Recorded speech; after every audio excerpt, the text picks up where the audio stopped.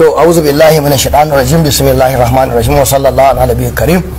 A da farko dai zan sake jaddada godiya ta ga Allah subhanahu wata'ala mai kowa mai komai, wanda ya kaddara satin da ya gabata mun yi fira da ku a cikin tambaya kun ce tsohon dan takarar majalisar tarayya, yau kuma gashi da kanka cikin hukuncin Allah ka yadda, domin hukuncin da aka yi zababben dan majalisar tarayya mai wakiltar kananan hukumomin kura da madobi da garin malam. Mun gode wa Allah, kuma muna godiya ga dukkanin shugabanni tun daga kan mai girma shugaban jam'iyya na ƙasa, tsohon gwamnan jihar Kano, da kuma 'yan takararmu na gwamna wanda kullum muke musu fata, da shi Dr. Nasiru Yusuf Gawuna da Murtala Sulan Garo, gwamna da mataimaki. Gawuna is coming, Garo is coming, wanda muke ta faɗa cewa ra'ayina ne kuma fata nake kuma addu'a nake, kuma in Allah yarda muna kyakkyawan zaton wannan nasara. Da shugaban jam'iyya Alhaji Abdullahi Abbas dan sarki jikan sarki, wanda yake firgita 'yan kwankwasiya tunda sun makance duk abin da aka yi sai su ɗauko maganar sama da shekara ɗaya sai su saka. Kaga duk wanda ya firgita da kai ai abinka zai rika ɗaukowa ina sakawa. To mun gode Allah. Abin da kai na maganar shari'a, na farko dai ni ba alkali ba ne, kuma idan aka zalunce ka to za ka iya tafiya ka bi haki, shi na yi. Kuma alhamdulillah mutanen Najeriya da duk wanda suke kallon al'amura, ita shari'a kamar inda aka faɗa, watan sai an fito da hukunci an yi bayani tun daga kan abin da kai zuwa ƙarshe. Amma yanzu Allah ya taimake mu da social media, da TikTok da Instagram da sauran da irin wayannan abubuwan na yanar gizo, Facebook, sai ka kawai mutum ya dora ƙarya. Dama sunan gurin yanar gizo, gizo ƙarya. Duk wanda yake da hankali da tunani, alƙalai su zauna ba ɗaya ba ba biyu ba, su yanke hukunci da doka. Kai kuma saboda an raina maka hankali, ko kuma wanda laifi yana ganin cewar zai shiga matsala a gurin magoya bayansa, sai kuma ya fara cewa ba daidai aka yi masa ba. Kuma kar ku manta, ni na faɗa na ce da ku dukkanin nasarar da jam'iyyar kwandon gwari ta yi ta kwankwaso, daga ran da aka ce mun yi nasara, to a wannan lokacin za su yi watsi su ce ba a yi daidai ba. Kuma hatta wayanda suke sa su akan makauniyar hanya, ɗaya daga cikin lauyoyinsu shi ya san gaskiya, in yana cikin kotu a gaban alkali, a gabansa aka yanke hukunci, kuma an yanke hukunci sai ka tashi ka ce ka goyi baya, ka yarda da abin da aka yi, domin an baka dama cewa idan baka yarda ba kuma za ka tafi a kotu ta gaba, kuma ka gaba kuma za ka dawo kuma kafa yaɗa labarai ka gaya magoya baya ƙarya, ko ka yaudari magoya bayan ka cewa ka san ka yi laifi kuma an tabbatar da laifinka, wanda zai iya warware shi sai kotu ta gaba. To kaga bai kamata ma a fito da shi kafa yaɗa labarai ba. Bana magana akan wannan, amma dai mun gode Allah, mu an ce ba mai isa ba. Kuma duk wanda yake ji na ina bayani a kafa yaɗa labarai, ban taɓa magana akan takarata ba. Abinda nake magana shine akan takarar gwamnan jihar Kano wanda muka ci zaɓe na Gawuna da Garo. Kuma shi ma abinda yasa nake bayani, tun da aka fara kotu kwana 180 wata 6 da mu ake zuwa, kuma a gaban alƙalai an sami kotu ta ba da umarni, an kawo watan bibas, kotu ta ba da umarni an kawo ballot paper wanda aka dangwala ga ita hukumar zaɓe, ta ba da umarni an kawo dukkanin abubuwan da muke da sha'awa wanda ike muna ganin ba a yi mana daidai ba. An kuma fito an kirawo shaidu, mun ba da shaida, sun ba da shaida nasu na kariya.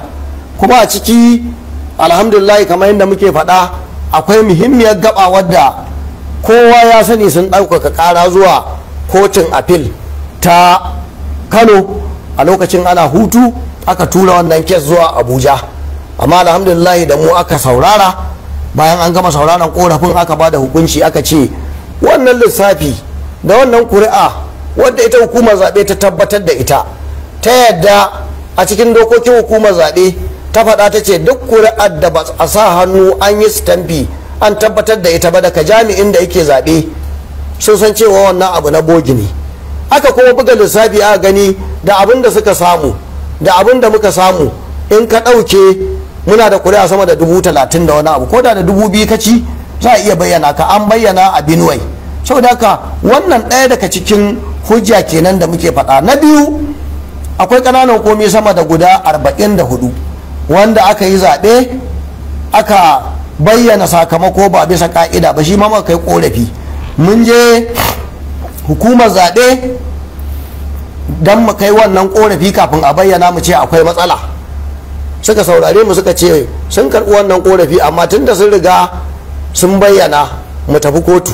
Shi ne fa muka zo kotu kuma ake bin wannan abin, kuma alhamdulillah ana ganin wannan hujjoji, kuma duk abin da aka yi an ba wayannan alƙalai guda 3 wanda kuma muna sa rai daga nan zuwa kwana 4 in Allah yarda muna sa rai kaji an saka mana rana ta hukunci, domin shi ba za a ce da kai saura kwana 4 ko 5 ba.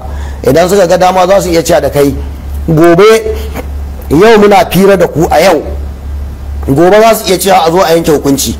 Kuma kamar yadda na faɗa, ni a matsayina na Musa Ilyasu Kwankwaso da kuma abin da na gani a kotu wanda muka kawo shaida da inda suka kawo kariya wadda ba su iya watan gaza kawo cikakken wannan kariya akan abin da muka kawo ba, na ce muna sa rai.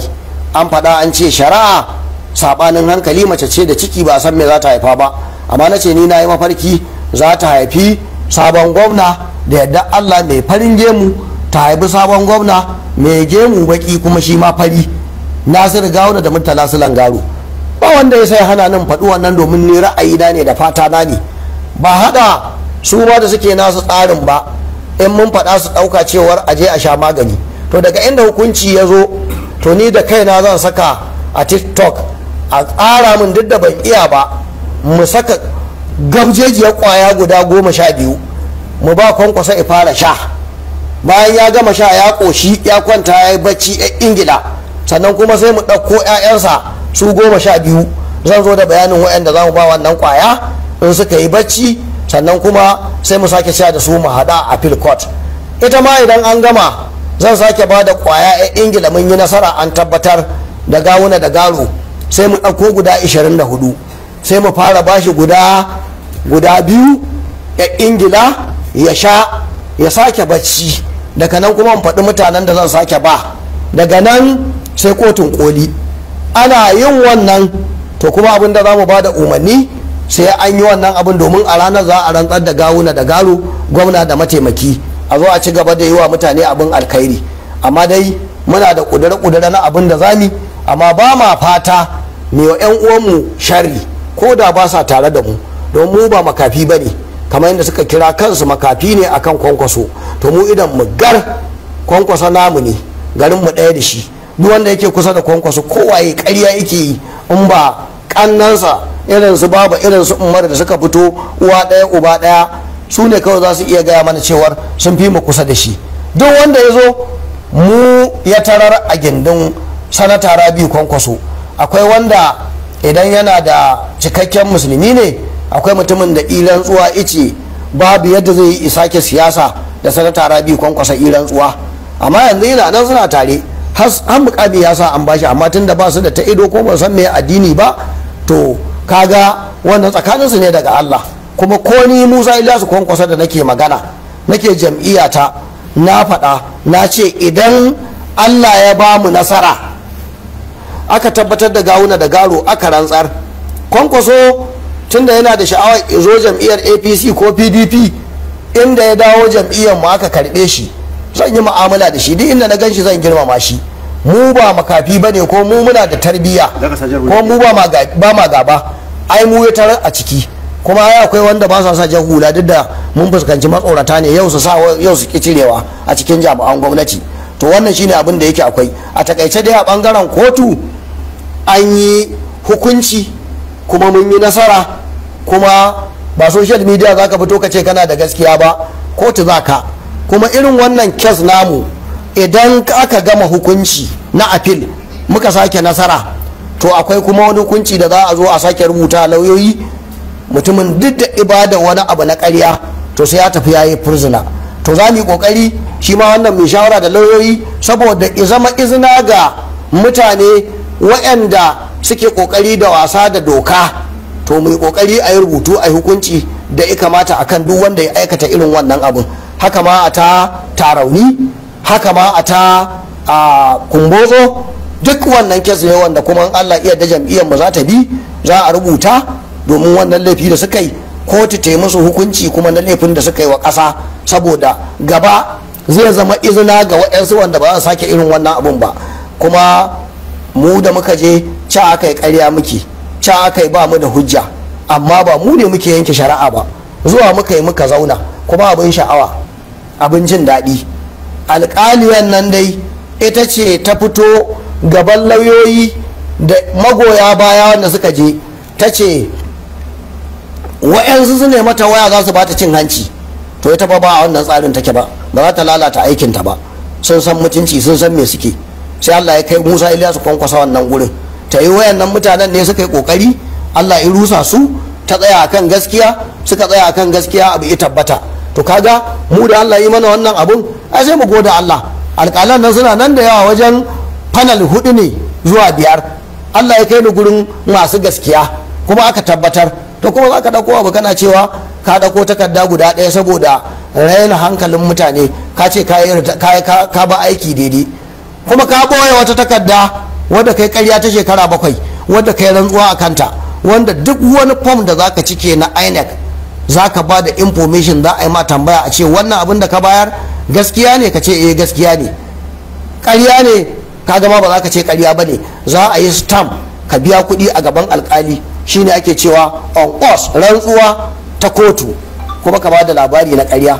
To amma bai fito da wannan takarda ba, amma dai yanzu tunda social media ne, na ga dukkaninsu an ɗauko an sa, nan ya ce ya bari a 2002, nan kuma ya ce 2015. Allahu ya alamu, an yi hukunci, Musa Ilyasu Kwankwasa ya samu, shi kuma da yi wannan laifi ba ni na sa shi ya yi ba. Dama zaɓe da aka yi mun ci zaɓe, Allah ya tabbatar cewa al'umma ta sun fito sun zaɓen na kura da garin malam da madobi. Na samu zunzurutun kuri'a 33,000. in ka ɗauke kuri'ar da aka je ta gawuna da garo, aka ɗauke 8,000 a madobi, aka ɗauke 10,000 ta bogi a kura, aka ɗauke 7,000 a garin malam, suna da kuri'a 20,000 da ɗan kaɗan, ina da kuri'a 33,000. Hakkin wannan mutane ne ya kama sanata Rabi Kwankwaso, da shi ne takara.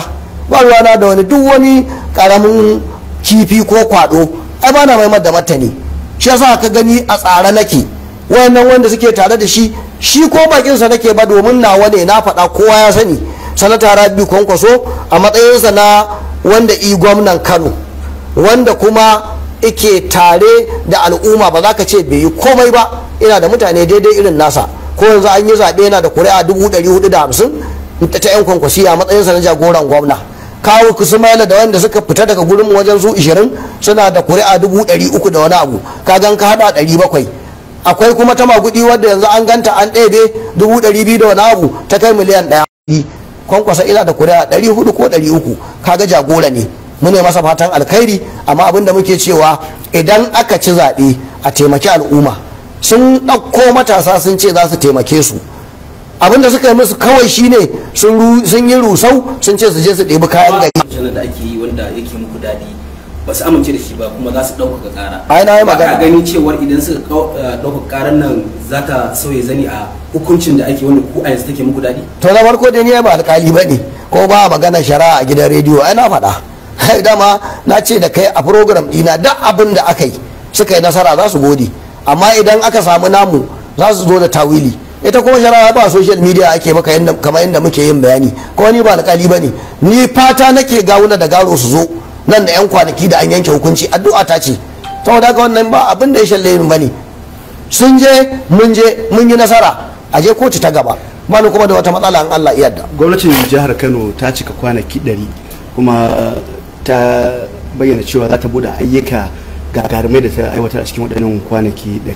A matsayin ku na masu hamayya, ya kuke kallon irin cigaban da gwamnatin ta samar a kwana 100 nan? To duk wanda dai yake bibiya kafafen yaɗa labarai a jihar Kano, a kwana 100 da aka yi babu abin da za a iya dubawa. Amma dai na samu labari wanda nake so in daɗa sanar da jami'an tsaro da kuma al'umma jihar Kano su sa ido, saboda babu wani abu da za a iya nuna wa al'umma wanda aka yi aka gama wanda zai ja hankali. Abubuwa ne guda 3 ko 4 kuma na faɗe su na ce ba sabon abu ba ne. Na farko akwai gada wadda ake cewa ta ma ga ta nan dama tana riga an gama azwok an gama kawai kwalta ake zubawa ba wani abu ne sabo ba. Mai girma tsohon gwamnan Kano shugaban jam'iyya na APC da Abdullahi Umar Ganduje shi ma ya yi, Kwankwasa ya fara shi ma ya yi, shi kuma wannan ya zo ya karasa wadda dan wani guri aka dan yanka dan kadan aka zuba kwalta, kaga ba sabon abu ba ne. Na biyu akwai asibitin Hasiya Bayero wadda abin takaici saboda rashin da'a da ladabi irin na 'yan kwankwasiya, gwamna ya je aka rika cin mutuncin mai martaba sarki. To amma wannan tarbiyya ce irin tasu, mun gode a kwamishinan 'yan sanda ya dauki mataki. To amma abin da nake so mu ba da sako shine idan aka ce an yi kwana 100, ni dai a nawa tunanin da hankalin da gwamnonin da aka yi tun daga kan Rini zuwa kan Sabo Bakin Zuwo da wata 3 ma da kuma sauran gwamnoni na farar hula, ai gwamna ne yake tafiya ya je ya rika bude ayyukan. Kafin mai girma tsohon gwamna ya sauka da Abdullahi Umar Ganduje ya rage wata 1 ko sati 2 ma ya je ya kaddamar da ayyuka, kuma zuwa gurin yake da 'yan jarida ko ku dauka. Amma abin da na samu labari tunda babu abin da aka iya yi a kwana 100, sun shirya 'yan jaridu, gwamna zai zo mu bayyana house, amma abin takaici tunda sun san cewa akwai matsala, sun san sun yi abu ba daidai ba a hannun harkar zaɓe, kuma muna jiran hukuncin kotu mai daɗi, suka ce to su ba ta kwana 100 suke magana ba, kujerar nan tasu fa akwai matsala. Me ya kamata a yi shine aka ba da shawara a mitin ɗin da suka yi, wanda in mun ji za mu faɗa. To abin da za a tara 'yan jaridu a mubayya a ce gwamna zai je, a ƙarshe sai gwamna izami sai a turo sakataren gwamnati. To a nan idan aka ba mutane na ƙananan hukumi 44 da niyyar za a yi bayani, a yanzu ma zancen da nake an jona kafafen yaɗa labarai live ana gaya mutane, don haka muke gaya musu. To idan suka tayi daga wannan taro za su rika ihu suna sai abba wai don a firgita masu shari'a za a yanke hukunci a ce suna da mutane, ka buga coge ka faɗi ka daɗa yin ma abin da alƙali ma ba zai saurare ka ba. Ina ka samu waɗannan labaran? Yanzu ka je mu bayan hau za a gani an tara 'yan jarida, kowa yana zuba ido zai ga abba gida ina sai ga babba tatfan ya je, shugaban masu zanga-zanga. To ni kai ka sani shugaban mutanen da suke kulla ce a zanga-zanga. To ina so mu faɗar da sako bayan mun gaya kwamishinan 'yan sanda, mu gaya wa al'umma jihar Kano, ku rika tsayawa kuna kan dukiyarku, wanda duk izo kanta ku kare. Ko mun gaya jami'an tsaro, ko muna sa ido, ko muna ganin duk da dai Allah ya taimake mu kuɗaɗen da aka bayar sun ce ai zuwa yanzu ba samu komai ba, an ce ai mota 10, sun ce ai gaskiya mota daidai za su yi, tunda sun ga akwai matsala fa harkar shari'an nan. Yaya za a yanke hukunci jagoransa ya hau jirgin sama ya ba ƙasa? To akwai fa matsala, kuma kullum ana faɗa musu a rediyo akwai nasara, ko jagora ya ba ƙasa ba ma tafiya Abuja ba ya ban Najeriya. To gaskiya wannan kuma shi sani, ni na gani a Ethiopia Airlines tunda kuna da wannan abin na social media. Amma dai abin da muke so mu ba da sako cewar wannan abu ba zai kai ku ga nasara ba, dan kun zo wajen taro kun koma kuna sai abba. To ai da ma an faɗa abba, kuma da aka faɗe shi an bayyana shi ba daidai ba, mun kuma kai ƙara kotu, kuma ana tunanin za a yanke hukunci za mu ji alkhairi. Amma dai sakona shine 'yan jam'iyyar APC da malamai da al'umma, Gawuna is coming as governor, Garo is coming as deputy governor.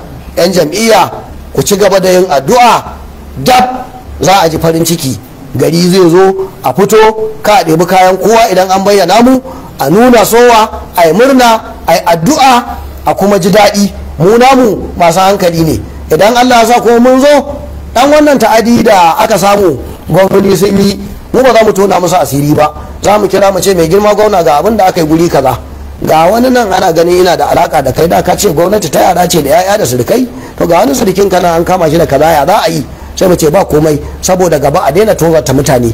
In ka ban mutum ka lullube shi sai Allah ya lullube ka, idan ka tona sai Allah ya tona ka. To mu ba ma tona asiri, amma da yana nan akan bakana zan je kofar gidan gwamnati in doke tukunya in dauke ta in saka a saka a social media. Wannan wata yajja tukunya zan doke, domin idan baka cire wannan jan tukunya ba, to za mutanen da aka hana zuwa cikin Kano na kasuwanci ba su shigo ba. Mu mun san me aka yi a tukunyar, to ita zan yi fatali da ita daga nan kuma sauran bayani za su biyo baya.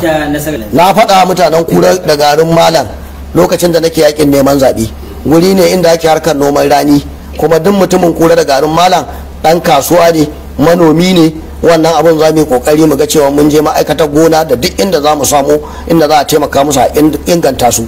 Harkar ilimi, taimakawa ɗalibai, harkar lafiya akwai Musa Iliyasu Kwankwasa Kiya wadda za a rika taimakawa masu ƙarfi. Wayannan abubuwan suna ɗaya daga cikin abin da za mu yi, kuma in Allah yarda za mu ci gaba da taimakawa idan mun je mun natsu, domin ita majalisa ba wai daga kaje za ka yi kaza ba ne, da ran da ka ce ka zama za ka ta ganin test ba ni kaza turo min kaza, to ai baka ma je gurin ba ma ran da kai ba ka ma fara aikin ba, sai ka nutsu tukuna ka san aikin. Kuɗi baya gaban Musa, duk abin da muka samu na al'umma ne, kuma in Allah yarda mutane ba za su yi nadama ba na Kura da Madobi da garin Malam da na mafaɗin jihar Kano.